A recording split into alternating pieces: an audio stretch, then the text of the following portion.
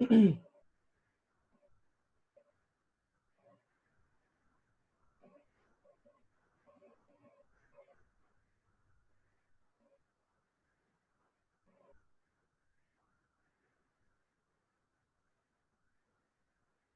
जी, शुरू करें।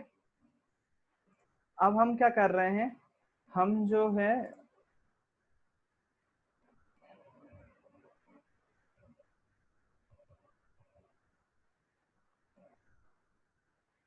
है अवतल दर्पण के लिए फिर से जो है वो सारी प्रतिबिंब की स्थितियों की चर्चा करने वाले हैं। तो एक बार फिर से मैं जो है वो अवतल दर्पण बनाऊंगा, और अब जो है वो हम प्रतिबिंब की स्थितियां देखेंगे कि प्रतिबिंब की स्थितियां कैसे बनती हैं, क्या होती हैं प्रतिबिंब की स्थितियां। तो ये हो जाएगा दर्पण अवतल, अवतल दर्पण का ये हो जाएगा मुख्य अक्ष,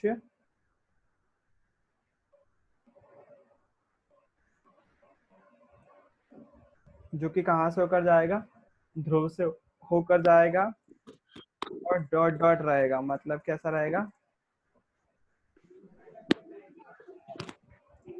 काल्पनिक रहेगा।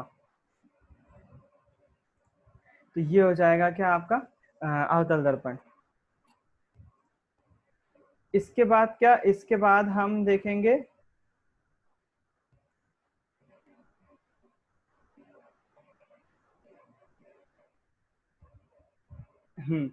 ये हो जाएगा आपका मुख्य अक्ष। अब के पहली स्थिति में कहाँ है, पहली स्थिति में आप ध्यान से देखोगे तो लिखा हुआ है पहली स्थिति में हम वस्तु को कहाँ रख रहे हैं, अनंत पर रख रहे हैं। वस्तु मतलब कोई चीज, वो दर्पण के सामने कहाँ रखी हुई है, अनंत पर रखी हुई है। तो देखते हैं अनंत के लिए हम कैसे स्थिति रह सकती है। तो इसको देखो ध्यान से, कोई वस्तु जब अनंत पर होती है ना, सबसे पहले हम काय की बात कर रहे हैं, इन्फिनिटी की। इन्फिनिटी का साइन ऐसा होता है, दिख रहा होगा सभी को, है ना, सभी ने जानते भी होंगे, पहले देखा भी होगा इन्फिनिटी का साइन।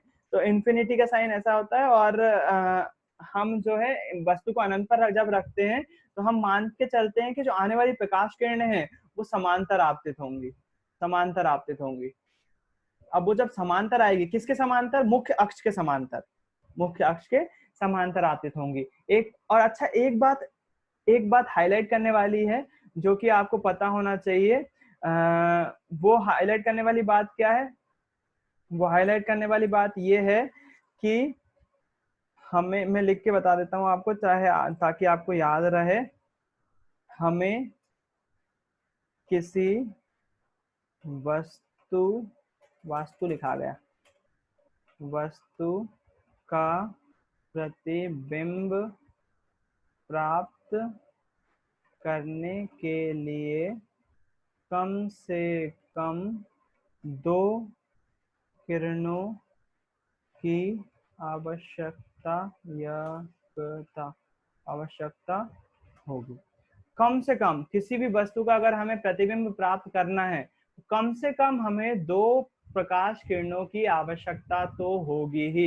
ये इंपॉर्टेंट पॉइंट है जो कि आपको याद होना चाहिए, है ना। कम से कम हमें प्रकाश किरणों की, दो प्रकाश किरणों की आवश्यकता होगी। अच्छा, एक प्रकाश किरण हमने यहाँ से लाई और ये समांतर आई है। कल अपन ने एक नियम पढ़ा था कि कोई प्रकाश किरण अगर समांतर आपतित होगी तो वो हमेशा ही मुख्य फोकस से होकर जाएगी, हमेशा।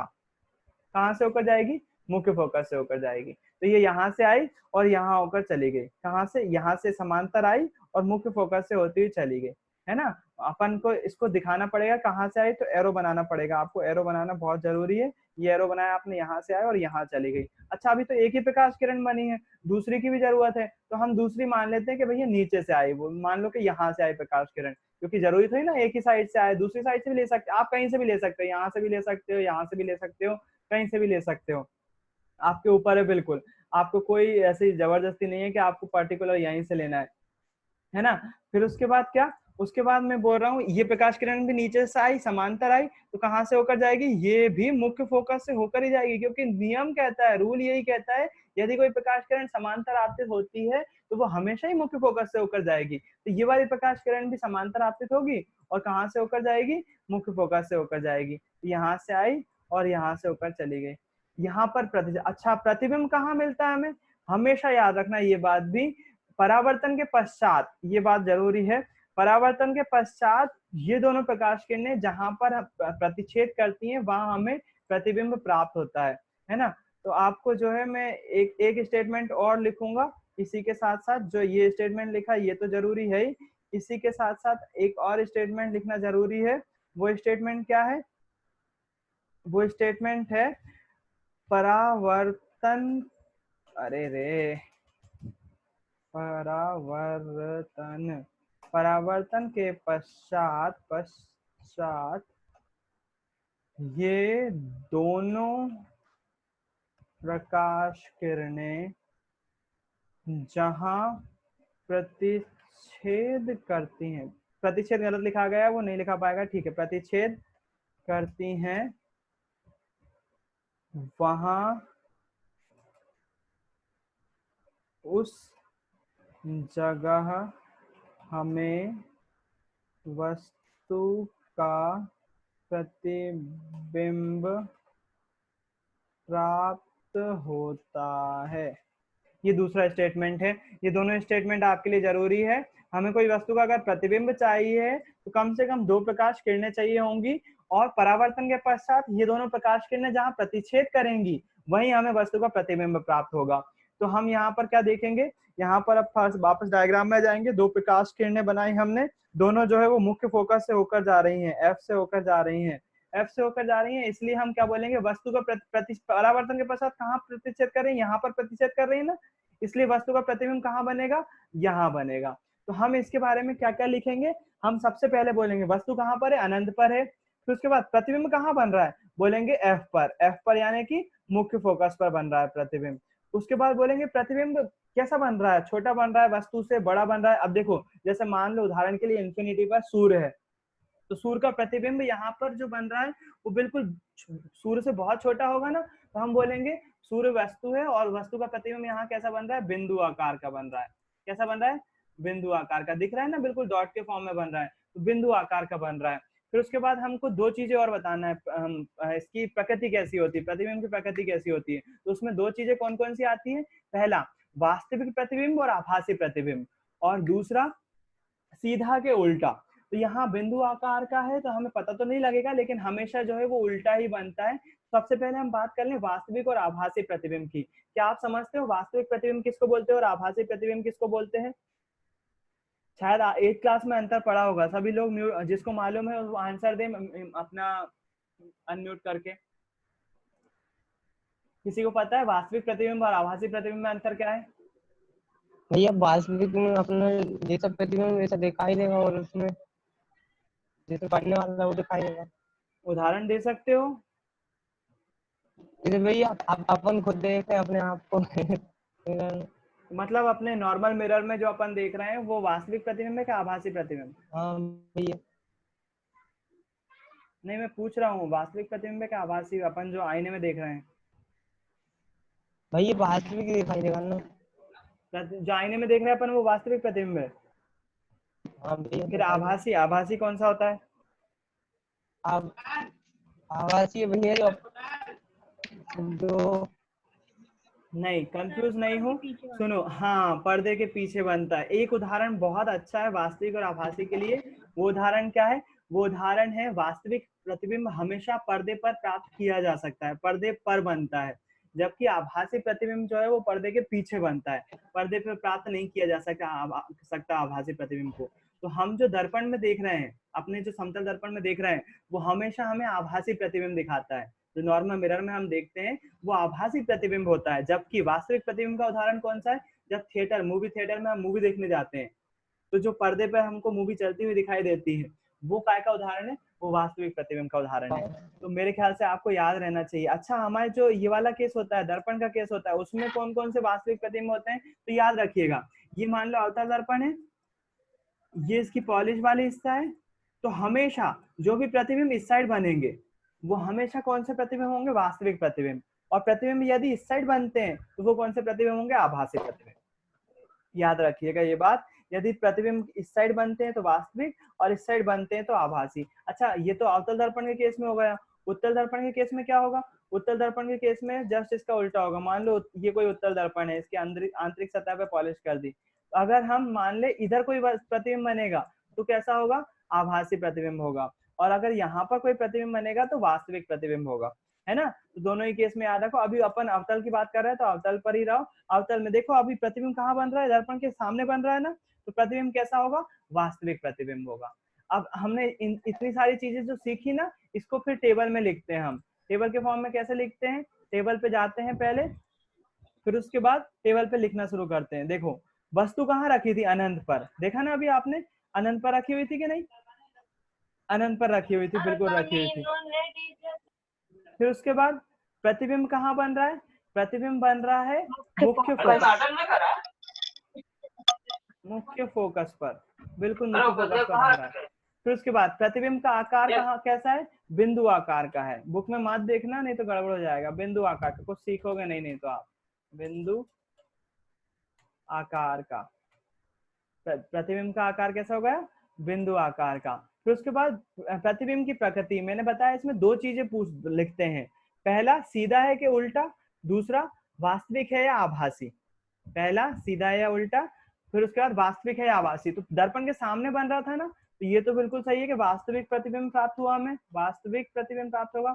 अब बिंदु आकार का है, मतलब सीधा है या उल्टा हम कैसे बता सकते हैं, कोई बिंदु बिंदु डॉट लिखोगे यदि आप, तो कैसे बता सकते हो कि वो डॉट उल्टा है कि सीधा है, हमें तो ही ना पता चलेगा। लेकिन प्रेक्षणों के आधार पर ये देखा गया है कि वो डॉट जो है वो नॉर्मली उल्टा प्रतिबिंब होता है, इसलिए हम बोलेंगे कि वो उल्टा प्रतिबिंब बनाता है। ये आपकी पहली स्थिति की चर्चा हो गई। जब आप अवतल दर्पण के लिए वस्तु अनंत पर रखी हुई होगी तो प्रतिबिंब जो है वो मुख्य फोकस पर बनेगा, बिंदु आकार का बनेगा, वास्तविक बनेगा और उल्टा बनेगा। ये सारी चीजें हमें जो है वो पता होना चाहिए जब वस्तु कहाँ रखी हुई होगी, अनंत पर रखी हुई होगी। उसके बाद हम दूसरी बात कर लेते हैं। अब वस्तु कहाँ जाएगी, अनंत और वक्रता केंद्र पर आ जाएगी। अनंत और वक्रता केंद्र पर जाएगी तो हम फिर से डायग्राम में आते हैं। डायग्राम में आने के बाद हम क्या करते हैं, इस वाले को सबको पूरे को इरेज कर देते हैं और एक बार फिर से नया फ्रेश डायग्राम बनाते हैं, जिसमें हमको फिर से एक दर्पण की जरूरत पड़ेगी, जो कि कौन सा दर्पण होगा, अवतल दर्पण होगा। अवतल दर्पण के लिए हमने इतना भाग लिया है इसका, और उस पर क्या बना ली, डॉट डॉट डॉट डॉट बना लिए, और ये बन गया अवतल दर्पण। अवतल दर्पण के लिए हम क्या बनाएंगे, मुख्य अक्ष बनाएंगे, जो कि कहाँ से जाएगा, वक्रता केंद्र और ध्रुव से होकर जाएगा। ये बार बार आप बनाओगे ना तो चीजें रट जाएंगी, पूरी बार बार बोल बोल के बनाओगे तो सारी चीजें रट जाएंगी।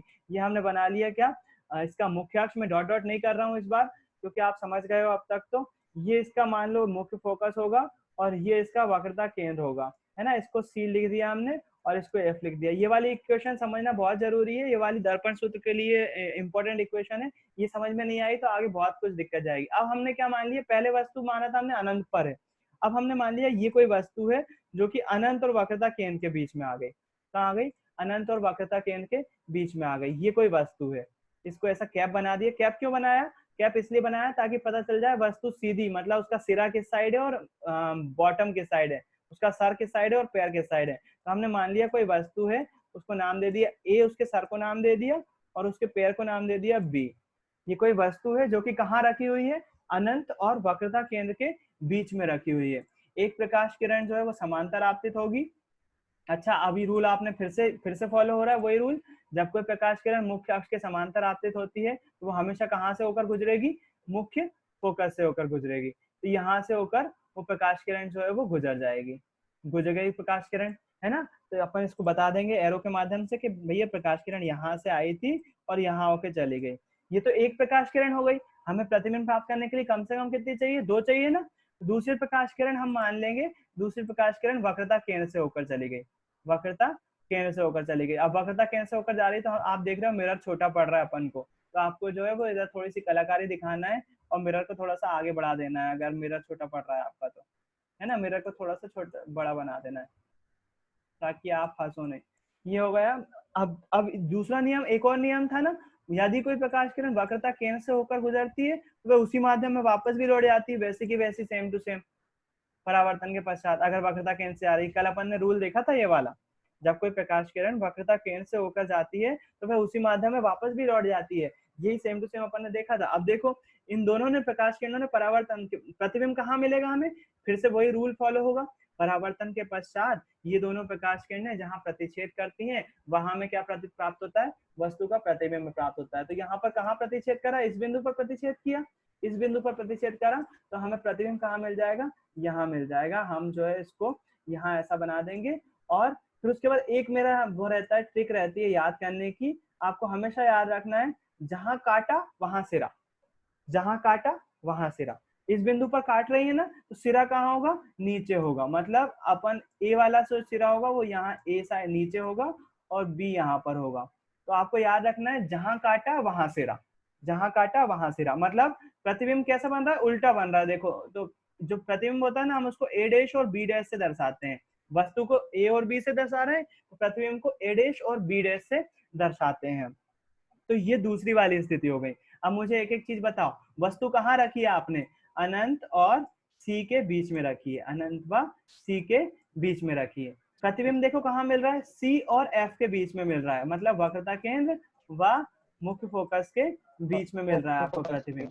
फिर उसके बाद तीसरी बात, प्रतिबिंब कैसा है, वस्तु से छोटा है कि बड़ा है। देखो प्रतिबिंब छोटा दिख रहा है ना, ए इतनी है और ए डैश बी डैश बिल्कुल छोटा है, तो लिखेंगे हम वस्तु से छोटा प्रतिबिंब प्राप्त होता है। फिर उसके बाद वास्तविक है या आभासी, दर्पण के इस साइड बन रहा है ना, सामने बन रहा है, तो बताओ वास्तविक है या वास्तविक, बिल्कुल वास्तविक, बिल्कुल वास्तविक प्रतिबिंब हमें प्राप्त हो रहा है, तो लिखेंगे वास्तविक प्रतिबिंब प्राप्त हो रहा है। अच्छा, सीधा है कि उल्टा, ये भी तो बताओ, सीधा है कि उल्टा, उल्टा, बिल्कुल ए भी ऐसा था ना, ए भी ऐसा है। अगर तो उल्टा ए है। भी मिलता तो बिल्कुल उल्टा है, बिल्कुल बिल्कुल सही बोल रहे हो आप। तो टेबल में हम क्या लिखेंगे, अब फिर से हम टेबल पे जाते हैं और टेबल को फिर से भरने का काम करते हैं। अब हमने वस्तु को कहाँ रखा है, अनंत और वक्रता केंद्र के बीच में रखा हुआ है। अच्छा, हमें प्रतिबिंब कहाँ प्राप्त हुआ, सी और एफ के बीच में, यानी कि वक्रता केंद्र और किसके बीच में, वक्रता केंद्र और फोकस के बीच, मुख्य फोकस के बीच, मुख्य फोकस के बीच, बिल्कुल मुख्य फोकस के बीच में आपको मिलेगा। फिर उसके बाद प्रतिबिंब का आकार कैसा है भैया, प्रतिबिंब कितना छोटा है कि बड़ा है, तो हम लिखेंगे वस्तु से कंपेयर करेंगे, वस्तु से छोटा, वस्तु से छोटा, वस्तु से छोटा प्राप्त हो रहा है हमें, बिल्कुल। फिर उसके बाद वास्तविक है या आभासी, वास्तविक है, बिल्कुल वास्तविक है। और सीधा है कि उल्टा, उल्टा, बिल्कुल उल्टा, वास्तविक है और उल्टा। ये दूसरी कंडीशन हो गई आपकी। अब उसके बाद हम आते हैं, हाँ भाई, अरे भाई कौन लड़ रहा है। अब अगली कंडीशन पे आएंगे हम, वक्रता के, अब दूसरी मतलब तीसरी कंडीशन है, जब वस्तु को हम कहाँ रख दे रहे हैं, वक्रता केंद्र पर रख दे रहे हैं, वक्रता केंद्र पर रख दे रहे हैं। तो हमको फिर से एक बार डायग्राम मिटाना पड़ेगा। आप ये मालूम, जितनी बार बनाओगे ना, उतना आपका जो है वो अच्छा होते जाएगा। क्या अच्छा होते जाएगा, बनाने की प्रैक्टिस होती जाएगी, आपको समझ में आते जाएगा। फिर से मैं बना रहा हूँ, ये बनाया, और उसके बाद मैं अभी जो है वो कट नहीं कर रहा हूँ, है ना, मैं इसको ऐसे ही रहने दे रहा हूँ, ताकि हमको अंदाजा हो जाए कि वक्रता केंद्र हम सही ले रहे हैं कि नहीं। वक्रता केंद्र, क्योंकि अगर मैं वक्रता केंद्र सही लूंगा तो मेरा डायग्राम सही बनेगा, नहीं तो फिर गड़बड़ हो जाएगा। इसका केंद्र कहाँ आएगा, आप बता सकते हो, बिल्कुल यहाँ कहीं आएगा ना, यहाँ कहीं आएगा। अब मैं मिटा देता हूँ ये वाला हिस्सा, इसकी जरूरत नहीं है मेरे को। अब ये मिटा दिया और ये मिटा दिया। अब हमें फिर से क्या प्राप्त हो गया, अवतल दर्पण प्राप्त हो गया। डायग्राम सही बने इसलिए मैंने जो है वो उसको बाद में मिटाया इस बार। ये सारी ट्रिक आप भी सीख जाओगे बहुत जल्दी जल्दी, उसमें कोई परेशानी वाली बात नहीं है ना। अब मैं बात कर रहा हूँ दर्पण के। अब हमने वस्तु को कहाँ रख दिया भैया, वक्रता केंद्र पर। वक्रता केंद्र कौन सा, ये वाला। मैंने आपको बताया था कि वक्रता केंद्र और ध्रुव के बिल्कुल बीच में कौन सा पॉइंट होता है, मुख्य फोकस वाला पॉइंट होता है। तो यहाँ कहीं क्या होगा, मुख्य फोकस होगा, है ना। अब वस्तु को हम तीसरी स्थिति में कहाँ ले आए, वस्तु को हम ले आए हैं सी पर। सी पर मतलब कि वक्रता केंद्र पर। ये आ गई वस्तु, बिल्कुल। इसका सिरा दिखाना पड़ेगा हमको, इसका सिरा यहाँ पर है और इसको नाम दे दिया हमने ए और बी। सी वक्रता केंद्र है, उसको स्किप करना अभी के लिए, है ना। वक्रता केंद्र पर जरूर रखा हुआ है वो। ए और बी वस्तु का नाम है, सी बिंदु का नाम है, सी पर रखी हुई है वो, है ना। अब इसके लिए प्रतिबिंब बनाएंगे तो क्या होगा, एक प्रकाश किरण समांतर आपतित होगी, समांतर आपतित होगी। समांतर किसकी होगी? वो मुख्य अक्ष के समांतर आपतित हुई, तो ये समांतर आपतित हो गए, ये आ गई। अब क्या होगा? परावर्तन होगा, और परावर्तन के पश्चात कहाँ से जाएगी? मुख्य फोकस से होकर जाएगी। बिल्कुल आप सही बोल रहे हो, बिल्कुल मुख्य फोकस से होकर जाएगी, ये चली गई। और पहला नियम हमने लगा दिया कि भैया वस्तु यहाँ से आई और मुख्य फोकस से होकर चली गई। अच्छा, दूसरा नियम एक और था, यदि कोई प्रकाश किरण मुख्य फोकस से होकर जाती है, यदि कोई प्रकाश किरण मुख्य फोकस से होकर जाती है तो क्या हो जाता है? वो मुख्य अक्ष के समांतर हो जाती है कि नहीं? यदि कोई प्रकाश किरण मुख्य फोकस से होकर जाती है तो वह मुख्य अक्ष के समांतर हो जाती है।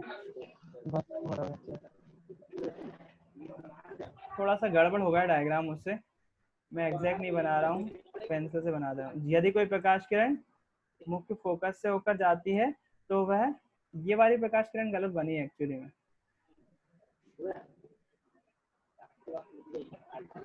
ये ऐसी हो जाएगी और ये वाली प्रकाश किरण जो है वो ऐसी जाएगी,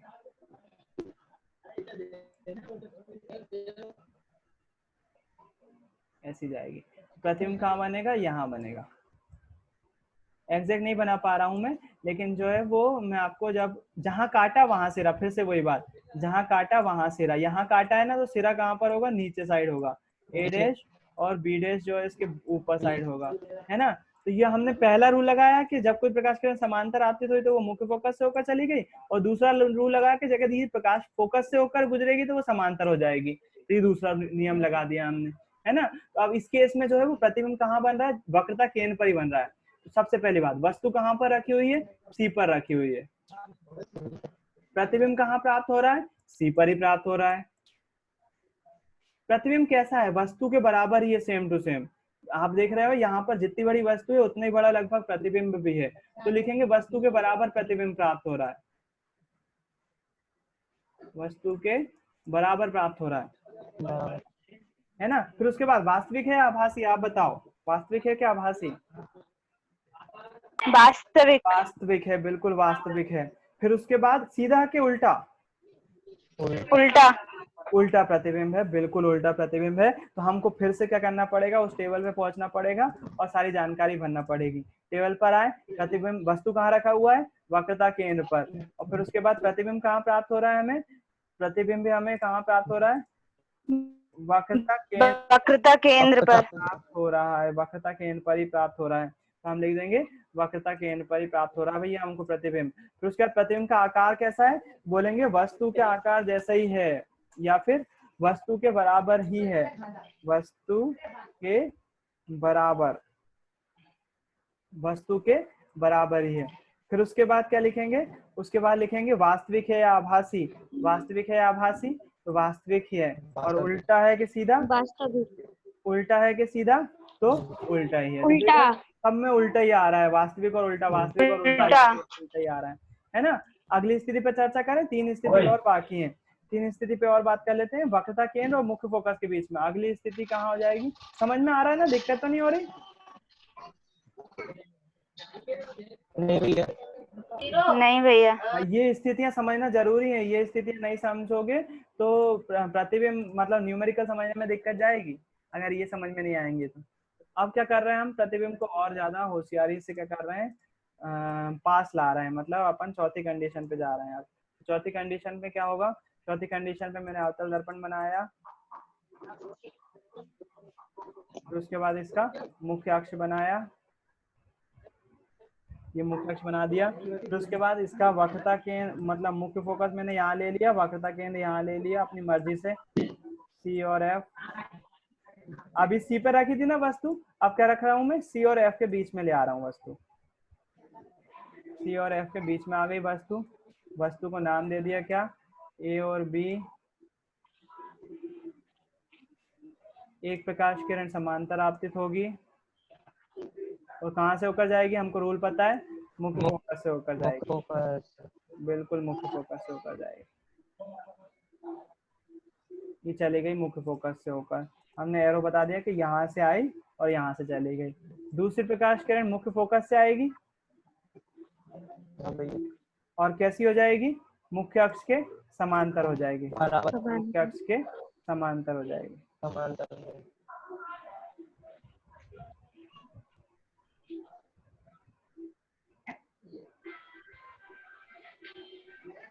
थोड़ा सा वस्तु पीछे लेते हैं।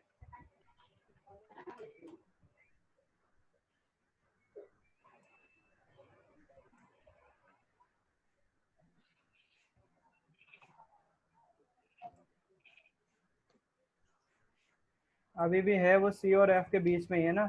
डायग्राम थोड़ा सा आगे, मतलब थोड़ा सा प्रतिबिंब सी पे बन रहा था, इसके कारण से मेरे को फिर से लेना पड़ा वो।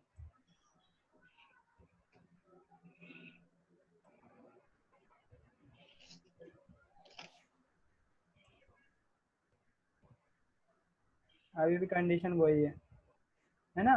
तो देखो यहाँ से प्रकाश किरण आई, यहाँ से गई, दूसरी प्रकाश किरण मुख्य फोकस से होकर आई और मुख्य अक्ष के समांतर हो गई।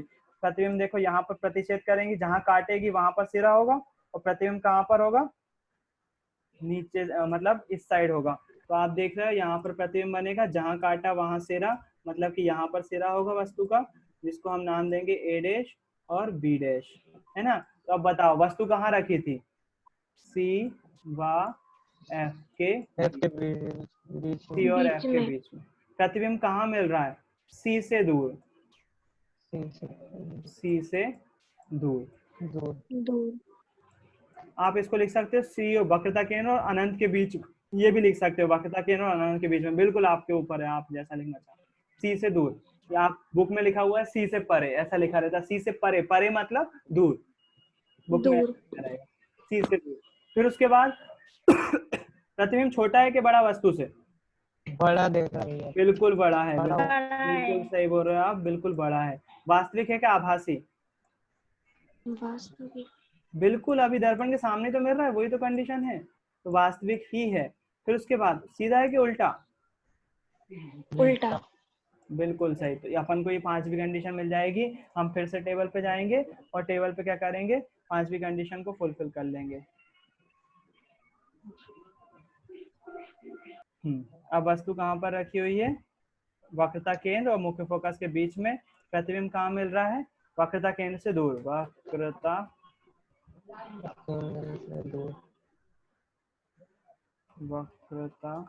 केंद्र से दूर। फिर उसके बाद हमें प्रतिबिंब का आकार कैसा मिल रहा है, प्रतिबिंब का आकार मिल रहा है हमें वस्तु से बड़ा, बड़ा है ना, तो लिखेंगे वस्तु से बड़ा। बड़ा। फिर उसके बाद वास्तविक है क्या आभासी, और सीधा है क्या उल्टा, वास्तविक। वास्तविक है, वास्तविक है वास्तविक है उल्टा। और उल्टा है, बिल्कुल सही उल्टा। है ना। तो ये कौन सी कंडीशन हो जाएगी, चौथी कंडीशन, ठीक है। आज थोड़ा सा टाइम ज्यादा लग रहा है, तो मैं आज की क्लास यहीं रुक रहा हूँ। आप आपके लिए घर के लिए दो और कर लें, वो हाँ टफ, भैया। वो थोड़े से टफ है यार, भैया बता दीजिए कौन।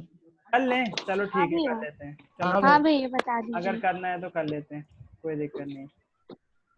यहाँ पर देखो, अब हम क्या करेंगे, चौथी कंडीशन में अब मुख्य फोकस पे जाएगा प्रतिबिंब, है ना।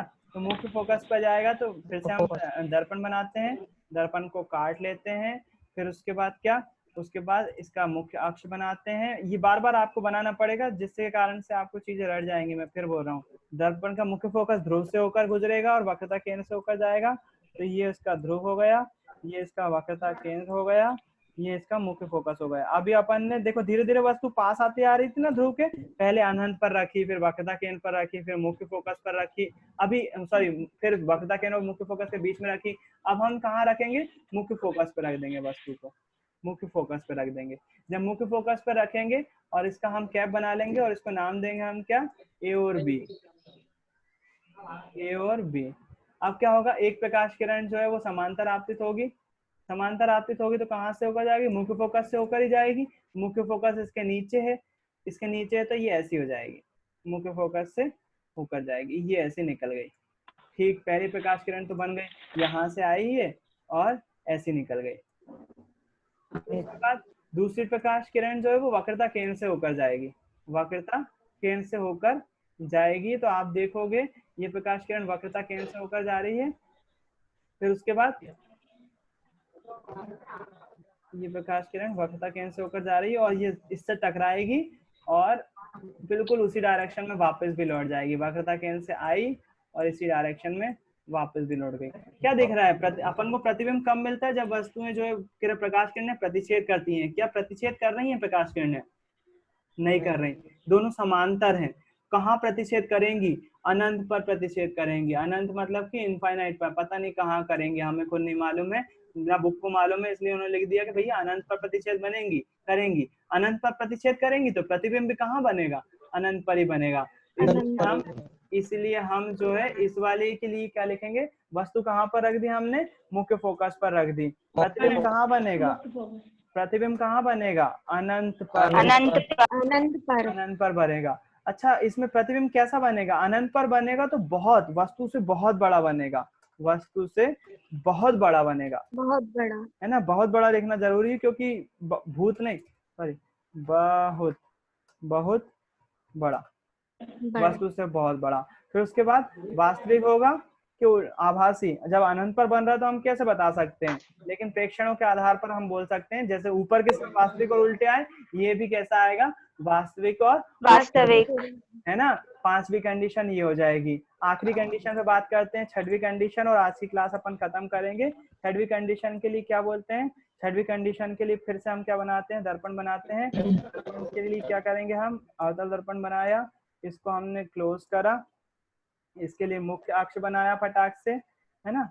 मुख्य अक्ष बनाने के बाद बन जा, ये बन गया मुख्य अक्ष, जो कि ध्रुव से होकर जा रहा है और वक्रता केंद्र से होकर जा रहा है ना। अब वस्तु कहाँ आ जाएगी? अब वस्तु आ जाएगी मुख्य फोकस और ध्रुव के बीच में। वक्रता केंद्र का मामला खत्म हो गया अब, है ना। अब वस्तु कहाँ है? वस्तु अब यहाँ पर आ गई। इसको नाम दे देंगे वस्तु को हम ए और बी, ए और बी, है ना। वक्रता केंद्र यहाँ कहीं होगा, जरूरत नहीं है लेकिन होगा यहाँ। एक प्रकाश किरण समांतर आपतित होगी और परावर्तन के पश्चात मुख्य फोकस से होकर जाएगी, ये चली गई। दूसरी प्रकाश किरण वक्रता केंद्र से होकर आएगी, दूसरी प्रकाश किरण वक्रता केंद्र से होकर आएगी और सीधे सीधे निकल जाएगी। वक्रता केंद्र से आई और सीधे सीधे निकल गई। अब देखना, हमसे बोला गया है कि परावर्तन के पश्चात प्रकाश किरणें जहां पर प्रतिच्छेद करती हैं वहां पर वस्तु का प्रतिबिंब बनता है। अब इन प्रकाश किरणों को यदि मैं इधर बढ़ाता हूँ तो ये तो चौड़ी होती जाएंगी, प्रतिच्छेद तो करेंगी ही नहीं, ये प्रतिच्छेद नहीं करेंगे तो क्या प्रतिबिंब नहीं बनेगा? नहीं। अगर मैं इस साइड बढ़ाऊं, इसकी लाइनें इस साइड बढ़ाऊं तो ये प्रतिच्छेद कर सकती हैं। लेकिन भैया उसके पीछे दिखाई कैसे? हाँ, ये बिल्कुल, आप बिल्कुल सही सोच रहे हो, क्योंकि इस साइड तो अपना क्या है, ये है क्या बोलते हैं, पॉलिश है, बिल्कुल पॉलिश है, बिल्कुल बिल्कुल सही बोल रहे हो आप। लेकिन यदि मैं इसको बोलूं आपसे कि मैं अगर मिलती हुई प्रतीत हो रही हैं तो गड़बड़ नहीं होगा ना, क्योंकि आगे जब मिल ही नहीं रही हैं तो कहीं ना कहीं तो मिलाना पड़ेंगे हमको, प्रतिबिंब प्राप्त करना है तो वो कहाँ मिलेंगी? दर्पण के पीछे मिल रही होंगी। कहाँ मिल रही होंगी? दर्पण के पीछे इस बिंदु पर मिल रही होंगी, इस बिंदु पर मिल रही होंगी। तो प्रतिबिंब हमें कहाँ मिल जाएगा? यहीं पर मिल जाएगा, यहाँ पर मिल जाएगा। और कैसा होगा वो? हमको डॉट डॉट के फॉर्म में मिलेगा, मतलब रियल प्रतिबिंब नहीं होगा, वो आभासी प्रतिबिंब होगा। और यहाँ पर फिर से वही बात, जहाँ काटा वहां सिरा होगा। तो प्रतिबिंब कहाँ मिलेगा हमें? दर्पण के पीछे मिलेगा। ये इकलौती कंडीशन है जहाँ। अच्छा चलो ठीक है, अब बताओ मुझे वस्तु कहाँ रखी थी आपने? एफ और पी के बीच में, एफ के बीच में। प्रतिबिंब कहाँ मिल रहा है? दर्पण के पीछे। इधर लिखना पड़ेगा आपको, दर्पण के पीछे, दर्पण के पीछे, दर्पण के पीछे। अच्छा, वास्तविक है क्या आभासी? आप सोच के बताना, वास्तविक है क्या आभासी? आभासी है। हाँ, दर्पण के पीछे बन रहा है इसलिए आभासी प्रतिबिंब है। और सीधा है कि उल्टा? सीधा सीधा है, बिल्कुल प्रतिबिंब सीधा है। तो ये आखिरी कंडीशन ऐसी है जिसमें पूरी परिस्थितियां चेंज हो जाती हैं। मुख्य प्रतिबिंब कहाँ मिल रहा है हमें? प्रतिबिंब मिल रहा है दर्पण के पीछे। कहाँ? दर्पण के पीछे। तो यहाँ हम लिखेंगे दर्पण के पीछे। अच्छा, प्रतिबिंब का आकार कैसा है? वस्तु से बड़ा है। बड़ा वस्तु से बहुत बड़ा है। बहुत बड़ा नहीं, वस्तु से बहुत बड़ा है। केवल बड़ा, केवल वस्तु से बड़ा है ना। अच्छा, वास्तविक है क्या आभासी? आभासी। आभासी, बिल्कुल आभासी है, आभासी, है ना। और सीधा है कि उल्टा?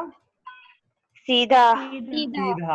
आखिरी कंडीशन में सीधा बनता है। तो ये 6 स्थितियां आपकी कंप्लीट हो गई और इस प्रकार से आपकी टेबल जो है वो बुक में दी हुई है। इस प्रकार से वो टेबल बनी हुई है, हर एक स्थिति के बारे में चर्चा। और इसमें से जो मेन स्थितियां हैं, वो मेन स्थितियां जो है वो पहली वाली स्थिति इंपॉर्टेंट है, दूसरी वाली इंपॉर्टेंट है और तीसरी वाली इंपॉर्टेंट है। चौथी, पांचवी, छठवीं ज्यादा इंपॉर्टेंट नहीं है। इसलिए आखिरी छठवीं स्थिति में ऑब्जेक्टिव बन जाता है, क्योंकि इसमें आभासी और सीधा प्रतिबिंब मिलता है ना अवतल दर्पण के लिए, इसलिए इसमें ऑब्जेक्टिव जरूर बन जाता है। हालांकि ज्यादा इंपॉर्टेंट नहीं है, पूछनी जा सकती। ये तीनों स्थितियां बहुत बार यूज होती हैं और बहुत जगह यूज होती है, न्यूमेरिकल में भी यूज होती हैं। तो मेरे ख्याल से कुछ कुछ समझ में आया होगा। मैं फिर से एक बार फिर से कल ये रिपीट करूंगा, लेकिन मैं फिर एज इट इज केवल स्थितियां फिर से समझाऊंगा। लेकिन आज आपका काम है, यदि आपके पास बुक है तो अच्छी बात है, नहीं है तो इसकी मैं आपको स्लाइड की फिर से फोटो भेजूंगा व्हाट्सएप ग्रुप पे। आप 6 स्थितियां एक बार खुद से बनाएं और बोल बोल के बनाएं। रफ कॉपी में ज्यादा अच्छे से बनाने की कोई जरूरत नहीं है, रफ कॉपी में बिल्कुल ऐसे प्रैक्टिस करने के लिए।